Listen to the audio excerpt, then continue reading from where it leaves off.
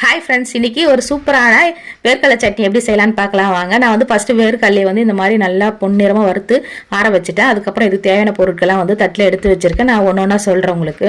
ஒரு கடாயில் எண்ணெய் ஹீட் பண்ணிவிட்டு கொஞ்சமாக எண்ணெய், அதுக்கப்புறம் வந்து அதில் ஒரு 5 காஞ்ச மிளகா, இஞ்சி, பூண்டு, கருவேப்பிலை, புளி இது எல்லாமே வந்து எண்ணெயிலே வந்து நீங்கள் வறுத்து எடுத்துக்கங்க. வறுத்ததை வந்து ஆறட்டும். அதுக்குள்ளே வந்து நம்ம ஆறின வேர்க்கடலையை வந்து நல்லா வந்து தோல் எடுத்துட்டு ஒரு பவுல் அளவுக்கு எடுத்து வச்சுக்கலாம். இப்போ மிக்ஸி ஜாரில் ஃபஸ்ட்டு வந்து நம்ம வறுத்த மிளகாய் எல்லாமே சேர்த்து ஒரு ஓட்டிட்டு தேவையான அளவுக்கு உப்பு, அதுக்கப்புறம் வந்து தேங்காய் சேர்த்து அரைச்சிக்கங்க.